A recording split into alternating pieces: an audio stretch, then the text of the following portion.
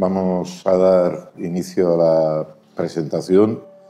Muchas gracias por acompañarnos en este acto y también quiero agradecer pues, a los autores del libro, uno como escritor y la otra persona como protagonista, por habernos invitado a participar en esta presentación.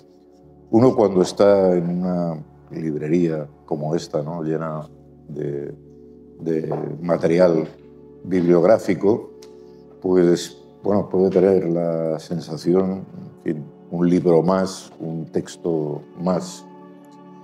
Pero leyendo la novela, que es la primera cosa, digamos, un poco que te sorprende, porque cuando te lo plantean como un libro sobre el caso Gürtel, pues te imaginas un informe y te encuentras con una novela,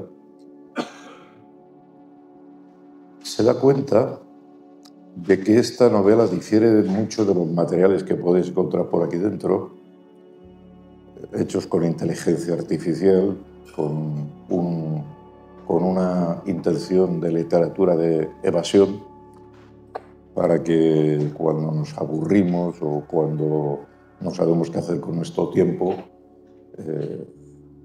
lo empleemos en leer una línea tras otra y nos evadamos de la realidad.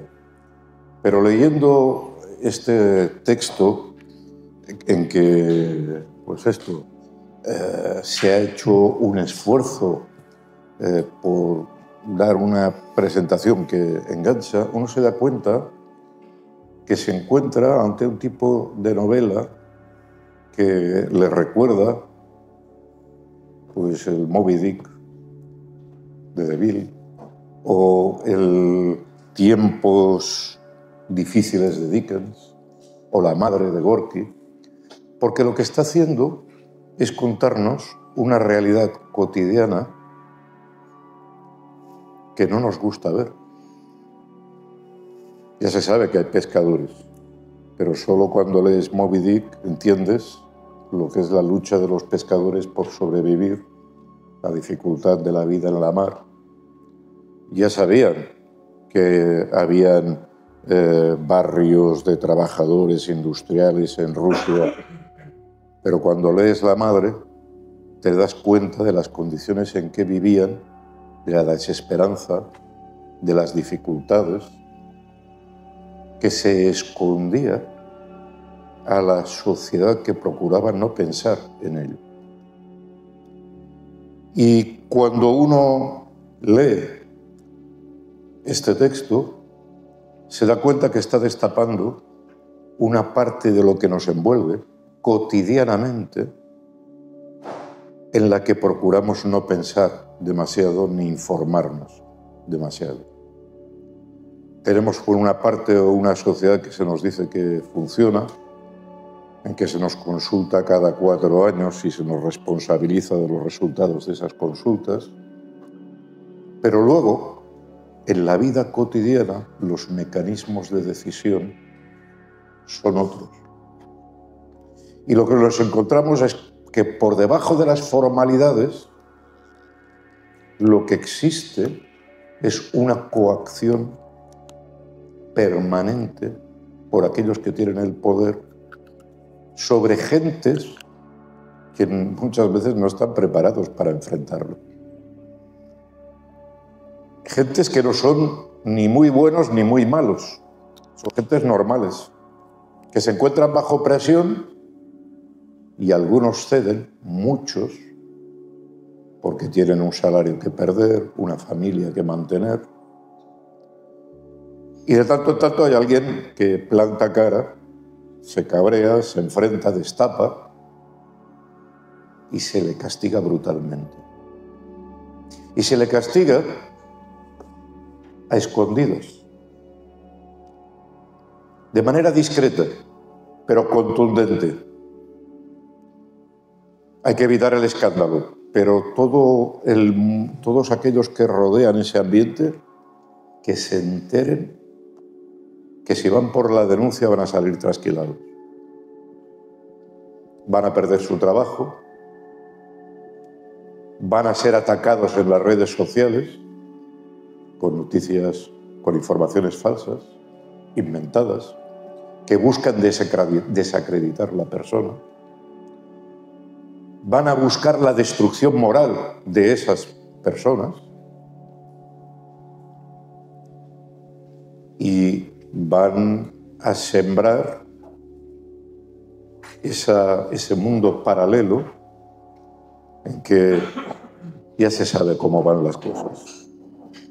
Si quieres conservar tu puesto de trabajo, cede cuando tienes que ceder, mira para otra parte, porque el poder institucional está para servir a los poderosos. A través de mecanismos tampoco demasiado complejos, pero mecanismos que burlan la justicia, utilizan el entramado judicial precisamente para perjudicar al que denuncia y no al denunciado, y siembran entre aquellos que forman parte de un ayuntamiento, de una institución o de una empresa, el sobreentendido de que aquí hay cosas que no se pueden decir en público. Que aquí hay cosas que cuando conviene hay que firmar. Y eso que hay que firmar puede ser un contrato corrupto, puede ser una partida de defunción poco clara, puede ser la declaración de que no pasa nada en esa residencia o en ese hospital y que la nave va. Pero de tanto en tanto, pues nos encontramos que hay gente que es capaz de escribir este relato. En tiempo real.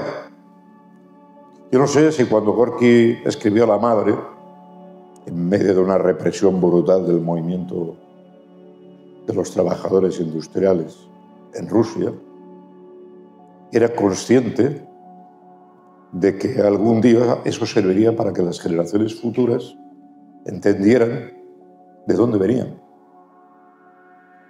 y entendieran que aquella vida era insoportable. Hoy lo que nos encontramos es un relato de cómo alguien se encuentra puesto en el disparadero, tiene la valentía o se ve empujada porque una cosa lleva a la otra de denunciar y cómo el poder le persigue. Un poder que va más allá del grupo municipal implicado, de la comunidad autónoma implicado, del partido implicado, porque lo que no sale en el libro, pero sabemos otros, es que cuando se intenta regular jurídicamente la protección de los denunciantes, resulta que nos encontramos en un parlamento, no solo el partido implicado en la trama Gürtel, en un parlamento que diu que això ara no toca. Que, en fin, que sí, deberá protegerse, pero, en fin, ahora eso es muy complicado. Porque no sea que protejamos a los denunciantes y nos salgan denuncias de debajo de las alfombras, repartidas para todos. Hay otro elemento que quería comentar, que sale dentro del texto en un momento determinado, pero que tiene su importancia también para entender el tema de lo que estamos tratando. Nos dice la persona afectada y el relator: también te cuento esto a modo de reflexión. Siempre decimos que los políticos son tal y cual pascual. Y es verdad que son ellos los que se manchan las manos. Pero esa gente, banqueros, empresarios, constructores son imprescindibles para que la corrupción funcione y son los que se acaban yendo siempre de rositas. Y aquí forma parte la otra cuestión, porque hay que denunciar a esos políticos que ceden, que se corrompen, pero también es muy fácil lo del pim-pum, de lo del tiro al concejal, al diputado, que cede, que es utilizado como fusible, y en cambio ocultar el que ha corrompido. Porque si un concejal recibe 50.000 euros por una asignación, o un diputado, el que tiene ese contrato, ¿cuánto gana? Gana mucho más. ¿Cuántos procesos a corruptores hemos visto en este país?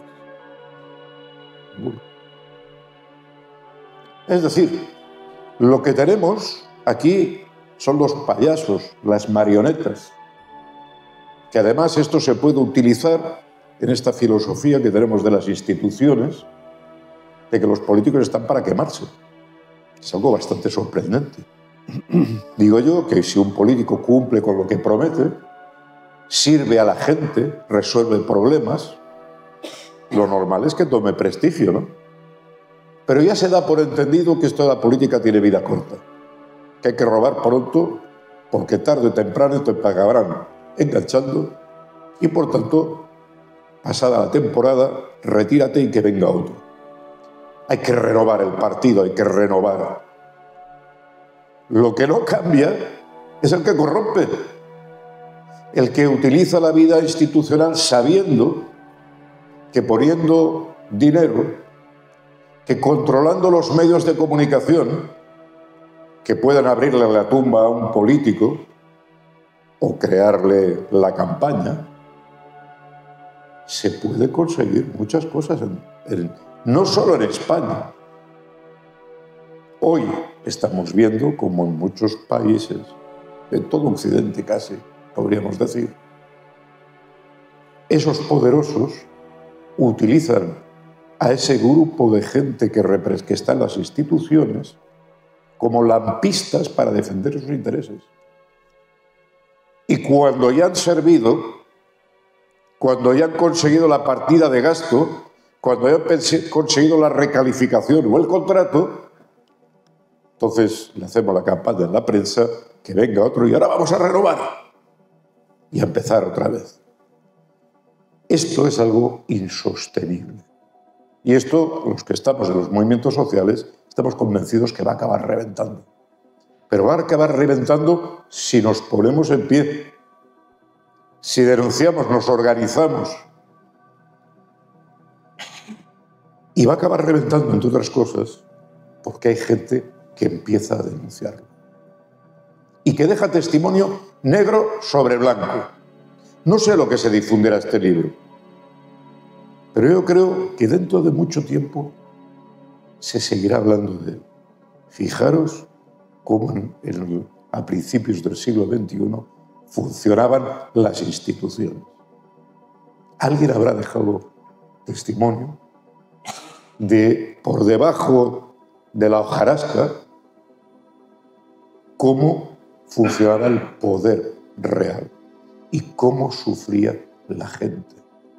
La gente que no tenía los servicios a los que tenía derecho y la gente que se encontraba coaccionada, exiliada, perdiendo su puesto de trabajo, perdiendo su estabilidad psicológica, porque los poderosos habían decidido que esa persona era non grata.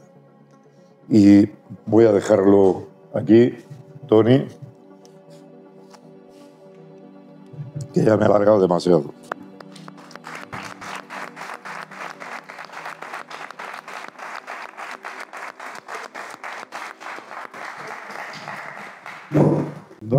Buenas tardes. En primer lugar, agradecer la invitación como debe ser. La invitación a Ana, sine qua non, todos aquí. A Javier Bardón por esa pluma brillante que ha dado forma a este magnífico ejemplar. Y también a otra organización denunciante incansable, aquí autóctona, que se llama BB Serveis y que están pilotados por Isabel y Robert y Isabel. Gracias a todas, a todos. Y voy a apurar el tiempo, primero para no aburrir, luego para no distraer el objetivo. El objetivo hoy fundamentalmente es el libro de Ana. Y vamos a hacerlo de manera que disfrutemos y aprendamos. Podemos hacerlo. Viniendo para acá, me planteaba qué hace un chico como yo en un sitio como este. Sí, lo voy entendiendo. De hecho, yo, para quien no me conozca, soy médico jubilado, pero médico de los que tocaban barrigas, ha seguido tocando barrigas hasta que me han dicho, basta ya, porque lleva 55 años en esto. Pero lo que no me han podido parar todavía es como activista en defensa de la salud y de la sanidad pública. Ahí estoy. Tuve la suerte de estar en dempeus, de pie, por la salud pública, y en la Marea Blanca de Cataluña, y conectarme con la Marea Blanca estatal, y ahí estamos. La corrupción, deciros 4 ideas muy breves, es absolutamente antagónica con la salud. No se puede hablar de salud en un país corrupto, en una sociedad corrupta. Estamos hablando de una patología social muy grave, endémica, que viene de viejo, persistente. Déjenme ustedes aparte lo de los pícaros. Estamos hablando del síndrome de la persona denunciadora, con consecuencias terribles para su salud en las 3 dimensiones, física, psíquica y social. En mi caso, viejo tozudo de largo recorrido, solidario y empático con la causa de defensa de lo público, como Ana. ¿Qué le vamos a hacer a Ana si nacimos en el Mediterráneo? Ella en Málaga, yo... ¿Tú también? Yo en el Mediterráneo de aquí al lado, Bueno. al lado de la Barceloneta. En definitiva, esa es nuestra manera de ser, esa es nuestro ADN. Y estamos hablando de algo que es tópico o es algo global, es endémico o es pandémico, permitirme volver a mi lenguaje. Los dichos tratados se ubican en Madrid, su área metropolitana, como sabéis, Torranca de Guadilla del Monte, etc. Y son absolutamente imperdibles las páginas dedicadas a otras localizaciones y en especial en el refugio exilio de Ana en Costa Rica. Son páginas de lectura absolutamente gratificante. Cuando llevéis 3 capítulos miraréis la portada y dices, ¿estoy en este libro? Sí, estáis perfectamente, os están ubicando en este libro. Bien, esto de la Gürtel es alemana, la correazo, no fue solo en Madrid, en Valencia, en Galicia, en todo el estado. Y también en Cataluña. En Cataluña tenemos nuestra manera de hacer. Tenemos una historia con un estilo propio, pionera, muy imitada, porque es otra manera de hacer. Tenemos depredadores propios, a partir de eso que llaman el sistema mixto. Público-privado, estas cosas. Y bueno, tenemos 25 años de pujolismo, que tampoco está mal como pedigrí. Y con sentencias y con imputados notorios. No entraré en la mención ni siquiera de nombres ni de siglas de partidos políticos ni de otro tipo, si bien en este caso, evidentemente, diría con Sabina que pongamos que hablamos de Madrid, porque para eso estamos aquí. Pongamos que hablamos de una palabra que Ana reconoce que le gusta más que mucho, que es reivindicar la reivindicación. Una clave para la lectura de este libro. La base está centrada evidentemente en un ámbito municipal, en un ayuntamiento de Arranca, y hay una lúcida concreción que nos regala. He tomado nota, lo voy a utilizar en el futuro, en cualquier charla hablando de salud. Sí, dice que el ecosistema del municipio pasa por el carácter de una empresa, por la jerarquía y el poder, dice Ana, pero también por la familia, las filias y las fobias, y por el pueblo. Es un pueblo de chismes y diretes. Genial, es así. Yo tuve ocasión, fui concejal en 2 legislaturas de los inicios de la democracia rediviva, en el 79, en mi pueblo, en mi ciudad, en Badalona actual, y corroboro todo lo escrito y leído. Era concejal, compañeras, de ecología y medio ambiente, pues no sabían, por un tema de pacto, no sabían dónde ponerme y había que ceder sanidad, que es lo que uno aspiraba, a otra fuerza política para que entrase. Y dije, oye, pues ponerme en ecología y medio ambiente, ¿de eco qué? Me costó mucho explicarlo, pero fueron 4 años maravillosos. Recuperar, luchar por la playa de Badalona valía la pena, muchísimo más que cualquier otra de las cosas. Bueno, habrá que leer el libro para que ustedes lo disfruten plenamente. Vengo a hacerles otra cosa que hacemos siempre los médicos, que es prescribir, hacer la receta finalmente. A modo de receta, pero no farmacológica. No os voy a recetar ninguna pastilla. De las buenas. Leer este libro es realmente terapéutico. Ana, ante las sospechas, las confirmaciones, un dossier que es clave cuando lo veáis, un proceso judicial, unas sentencias, en definitiva, una superación difícil que ha conseguido.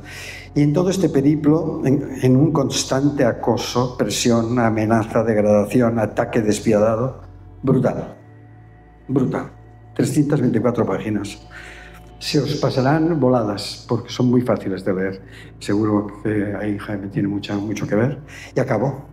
Voy cerrando la boca y voy abriendo oídos. En este magma tóxico que Ana ha soportado, Ana está aquí, viva, lúcida y admirada por admirablemente merecida. Gracias, Ana, porque para llegar a estos finales se necesitan muy sólidos principios, muy irrenunciables. Y eso, hoy por hoy, no es ni fácil ni frecuente. Gracias. Esto sigue. No paramos. Luchar es salud. Salud es luchar. Y cuando se lo comenté a Ana me dijo, bueno, yo he perdido la salud reiteradamente por luchar. Bueno, como siempre en salud, siempre en sanidad, hay que luchar a las dosis y los tiempos correctos. Pero evidentemente los motores que se paran. Y a nosotros no nos van a parar. Muchas gracias, Ana.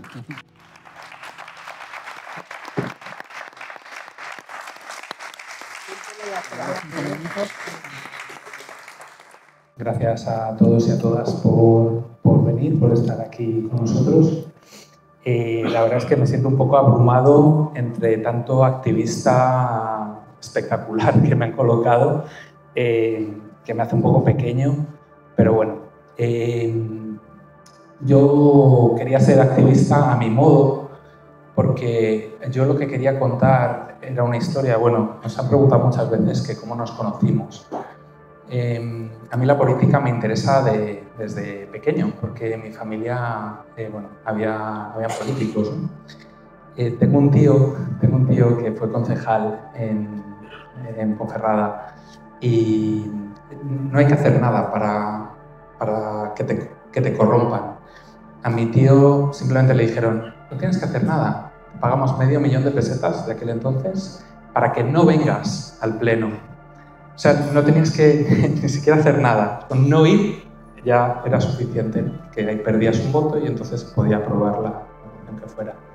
En fin, yo lo que quería contar era un sistema que creo que es endémico y clientelar, que ocurre en la Comunidad de Madrid, que tiene razones históricas de peso, porque es un sistema que fue alimentado e hinchado por el régimen franquista durante muchos años, y es un sistema en el que hay familias que ocupan todo tipo de poder y, como ha dicho Ramón, que me ha gustado mucho esa reflexión, es endémico, pero no necesitas explicarlo, se sobreentiende, se entiende perfectamente, todo el mundo sabe lo que tiene que hacer ahí.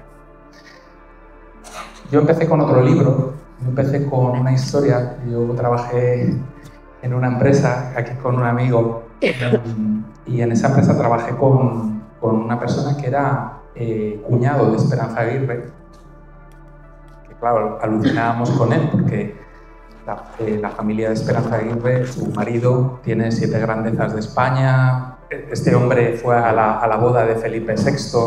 Imagínate a alguien de la oficina tuya que te le invitan a la boda del rey, ¿no? Bueno, el marido de Esperanza Aguirre, los negocios no le iban muy bien y entonces decidieron hacer un inventario. Tenía muchas casas y un inventario de obras de arte de sus casas. Entonces llamaron a un perito para que inventariara las obras de arte que tenían. Y el perito vino, empezó a inventariar todos los cuadros y dijo, hostia, este cuadro que hay aquí, yo creo que es un Goya. Y efectivamente era un Goya que no estaba inventariado, ¿vale? Y que, claro, que Esperanza Aguirre tenía que vender. Estas familias todavía tienen primogenitura, entonces el hermano mayor es el que hereda toda la fortuna familiar y demás. Bueno, el caso es que, claro, tú no puedes vender un Goya así como así. Primero, porque primero te lo tienen que certificar un experto que eso realmente es un Goya, y si te lo certifican, el Estado entra y te paga un dinero, pero mucho menos de lo que te pagaría un coleccionista privado, ¿no?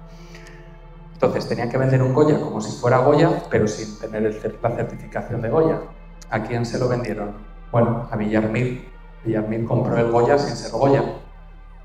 Villarmir, casualmente, a los 6 meses recibió unos terrenos en el centro de Madrid para construir un complejo comercial. Y bueno, a lo mejor en psicología se dice que correlación no implica causación, ¿no? Pero claro, sorprenden, todas estas cosas sorprenden mucho, ¿no? Yo estaba escribiendo esa historia en clave de humor y ahí, o sea, la estaba escribiendo realmente como una historia divertida, muy loca, y ahí documentándome fue como conocí a Ana y me pareció que su caso era lo que yo quería contar, pero real, porque es que la historia de Ana es impresionante. Si leéis el libro vais a alucinar, o sea, porque es que lo tiene todo, o sea, no es solo que cuenta cómo funciona el sistema político, sino todo ese sistema clientelar engrasado, que no solo son políticos, que son empresarios, que son medios de comunicación, que es la judicatura, que es la policía. Funcionarios. O sea, es algo... Bueno, se ve, ¿no? Se ve cómo funciona todo ese sistema y cómo está engrasado todo ese sistema para que cuando haya una china en esa maquinaria que haga que las ruedas no encajen bien, la maquinaria propia triture la china y acabe con ella. Yo no tengo dudas de que Ana estaría muerta, o si no muerta, no sé, en algún hospital mental, de no ser por la personalidad que ella tiene. Es una personalidad muy roqueña, muy dura, que yo espero que se transmita bien en el libro. Los primeros capítulos que hablaba Tony suceden en Costa Rica, no tienen nada que ver con la historia de la Gürtel, pero a mí lo que me interesaba era que el lector percibiera cómo era la personalidad de Ana, porque creo que sin la personalidad de Ana, sin conocer esa personalidad, no se podría entender a todo lo que se enfrentó y cómo se enfrentó, y cómo hoy en día, a pesar de los pesares y a pesar de todo lo sufrido, está aquí sentada de una manera, con una forma de entender el mundo lúcida, como dice Tony, y eso creo que nos explica sin su personalidad. Y bueno, nada más. Yo me reivindico también como un modesto activista, no a vuestra altura, obviamente, pero sí que creo que a través de la lectura y a través de la literatura se puede llegar a entender un poco mejor el mundo en el que vivimos, que no es un mundo fácil, que no es un mundo...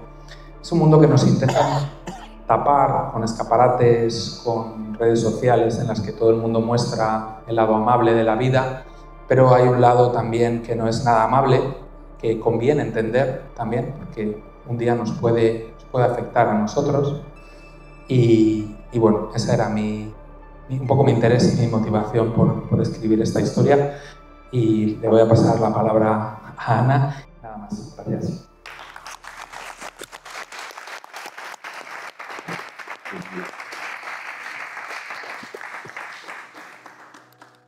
Bueno, en primer lugar, muchísimas gracias a Tony y a Ramón por esta introducción que han hecho al libro después de leérselo. Gracias a Javier por todo el trabajo que ha hecho para intentar mostrar algo que muchas personas no conocen y que vivimos miles de personas en España que han denunciado corrupción. A ver, yo realmente, bueno, llevo todo el día hablando de corrupción y de mi vida y todo esto, ¿no? Cuando realmente lo que me ha prescrito el médico es que tengo que abandonar todo lo que tenga que ver con corrupción. Es que sí, me lo acerco más, sí, vale.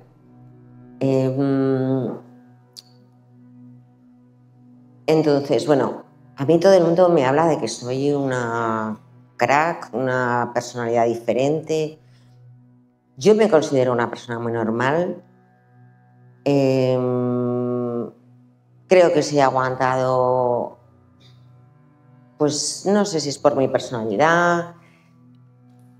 He de decir que ha influido mucho el apoyo de la ciudadanía en los momentos más difíciles, ¿no? Cuando yo tenía que pagarme los abogados para defenderme, pues la gente me compraba pulseras porque yo hacía bisutería para sobrevivir, o sea, yo realmente, si he llegado aquí, no es por mi personalidad, creo yo.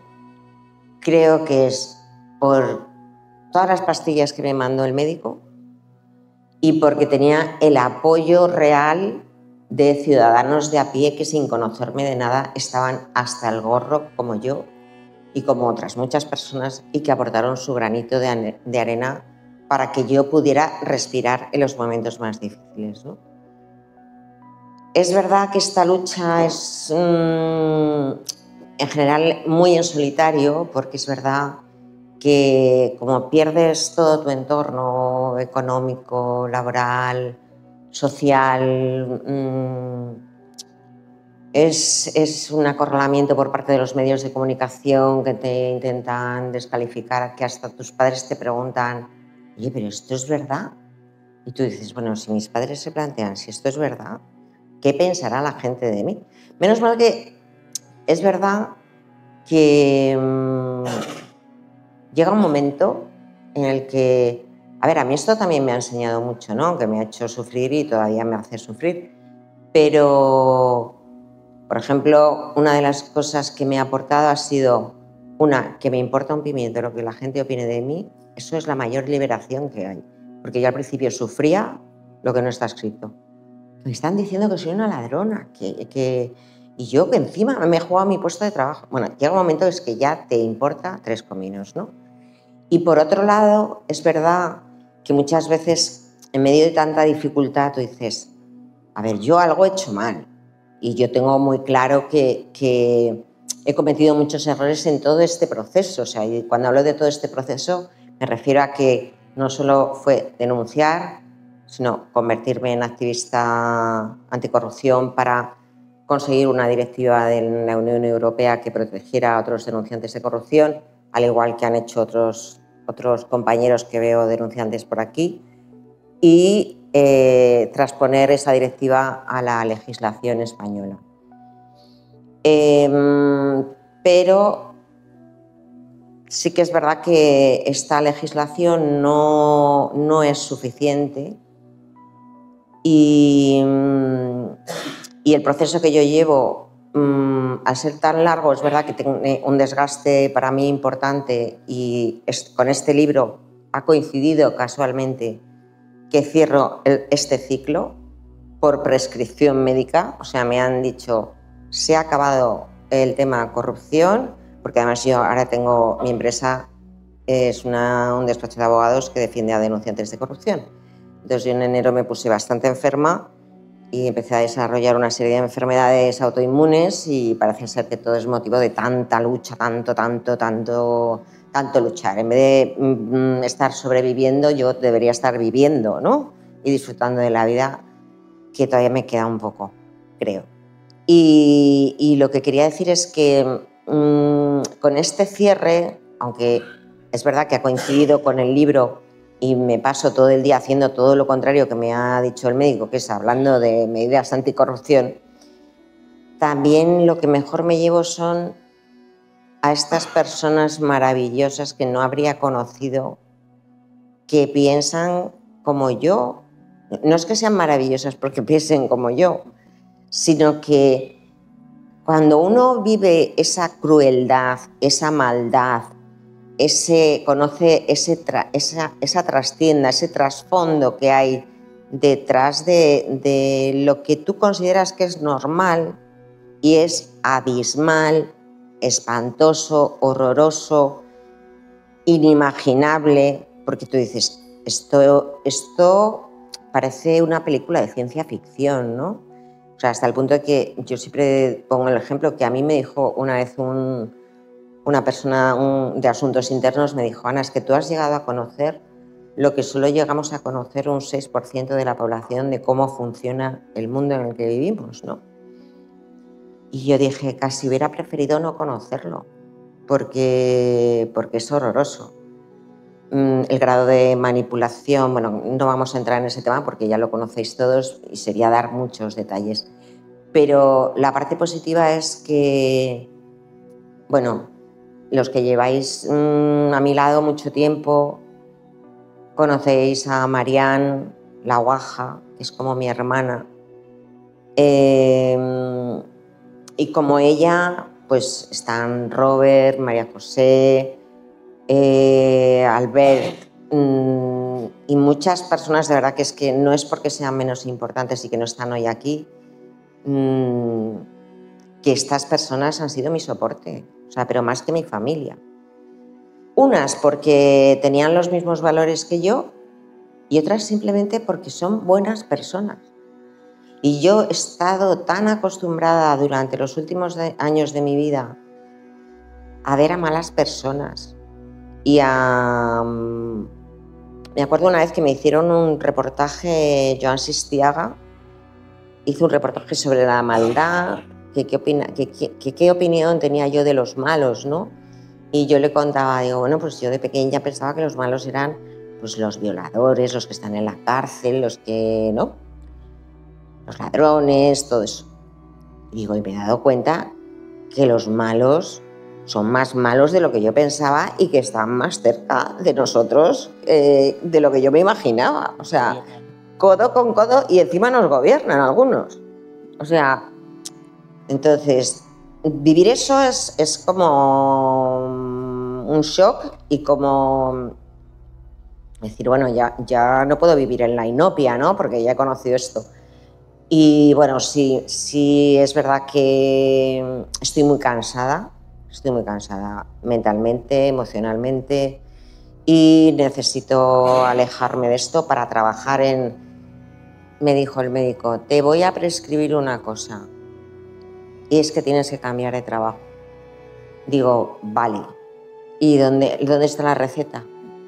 Porque yo esto no sé cómo se digiere, las pastillas que me tomo sí, pero esto, entonces, no tengo ni idea de que cada día pienso una cosa. Un día pienso, bueno, Javier lo sabe, creo que me voy a dedicar a ser jardinera, voy a comprar un cortacésped.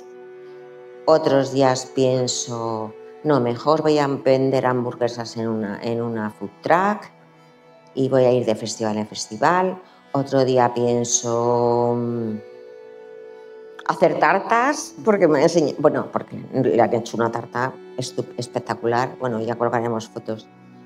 Y otros días pienso, bueno, pues un trabajo de dependienta en una tienda, con una nómina a final de mes, pues por ejemplo en una joyería el señor sabría que yo nunca le voy a robar, ¿no? Porque es curioso, a mí me intentaron fichar algunos políticos para las generales en un momento dado que yo podría estar forrada, la verdad. Dije que no, porque yo no soy un animal político, yo soy muy de conciencia social y vengo de ese mundo de la calle. O sea, yo, para los que conozcáis Madrid, yo me he criado en Aluche y he estudiado en Carabanchel, aunque luego mis padres hicieran el esfuerzo de llevarme a unos colegios de estos de, no sé, como de gente más importante, ¿no? Pero los valores es lo que me queda de mis padres y es lo que me... Creo que más que mi personalidad es lo que ha perpetuado el que yo siga siendo como soy y seguiré siendo como soy. Lo único que es verdad, y antes lo habéis comentado, yo no he dosificado bien mi lucha. O sea, creo que son demasiados años con una constante y otra dificultad y otra. Y mudarme tantas veces de sitio, vivir como un nómada, ¿no? O sea, creo que hay cosas que son un poco antinatura, ¿no? Que a veces las conviertes en aventura, como cuando me fui a Costa Rica sin conocer a nadie, sin trabajo y con mi perra. Dices, bueno, de todo lo malo, ya que me tengo que esconder, pues me voy a esconder en el trópico, ¿no?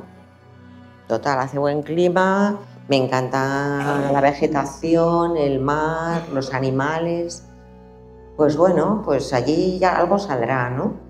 Pero claro, yo ya estoy cerca de los 60, o sea, tengo 59 años.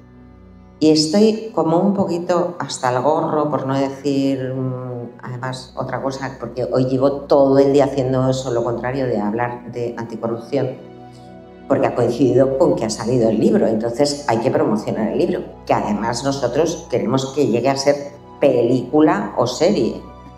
¿Por qué el porqué de escribir este libro?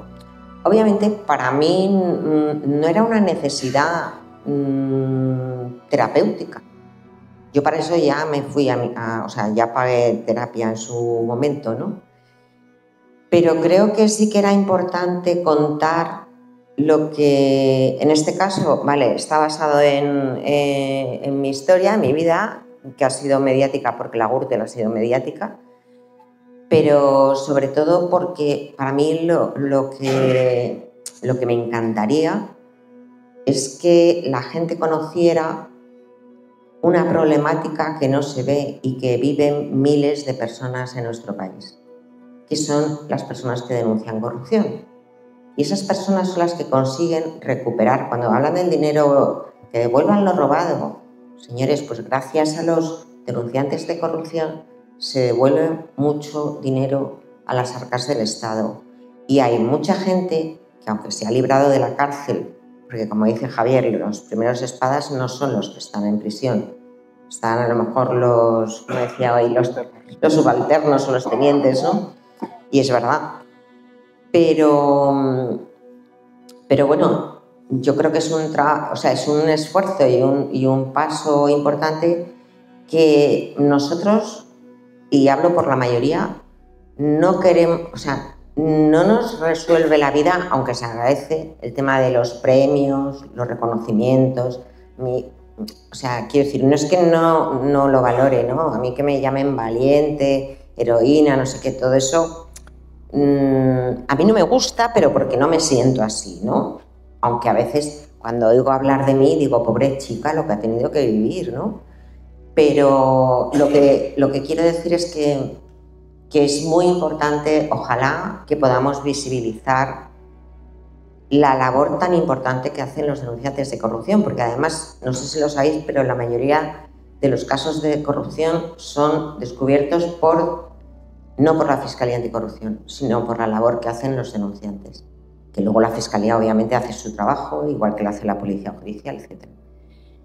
Y bueno, pues yo tengo poco más que contar.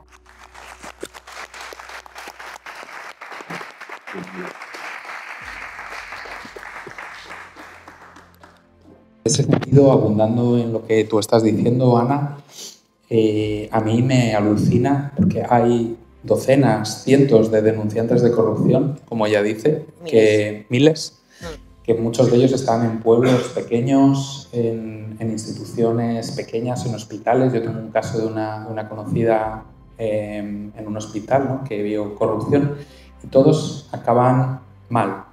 No conozco ningún caso de un denunciante de corrupción que viva una vida de reconocimiento, una vida en la que... normal, eso es. Todos han tenido un precio muy alto que pagar Y esto es una desgracia, porque esta gente debería ser considerada, no héroes a lo mejor, que tiene esa palabra te horripila, pero sí que deberían tener un reconocimiento social que en ningún caso tienen y que en la mayoría de los casos se enfrentan a monstruos solos con su espada de madera y es terrible, ¿no? El caso de Ana, finalmente, o sea, ella al final es un poco una privilegiada, y entenderme lo que quiero decir, porque su caso fue mediático y eso la da visibilidad y puede dar su testimonio, pero hay muchas personas que no pueden dar su testimonio, están sufriendo situaciones terribles, de acoso terrible, que incluso algunas pagan con su vida, y estas personas son completamente anónimas y no tienen ese reconocimiento social, y a mí eso me parece algo que es tremendo, ¿verdad? Me he acordado de una cosa que, fíjate, que nunca me la había planteado, y hoy cuando he salido de una de las entrevistas, estábamos hablando de que para nosotros, la gran mayoría, quitando a algunos denunciantes, y no voy a mirar a nadie, que tienen una vida normal porque han recibido una herencia y han tenido esa suerte como si les hubiera tocado la lotería, ¿no? Pero la mayoría nos conformaríamos con tener un trabajo. Porque ya que hemos perdido el nuestro, pues por lo menos que nos ofrezcan un trabajo. Y que estemos a la altura, claro, o sea, tampoco queremos un privilegio. Entonces, de repente he pensado, o sea, que los delincuentes tienen programas de reinserción laboral y nosotros no. Digo, esto no se me había ocurrido a mí hasta hoy.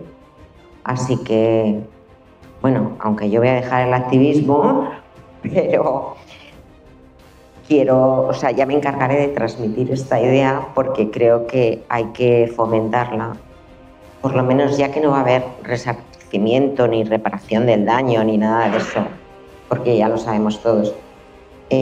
Por lo menos que nos den la oportunidad de volver a tener una vida normal, que no hemos hecho nada malo, que nosotros no somos los delincuentes, somos personas normales con conciencia social y ya está.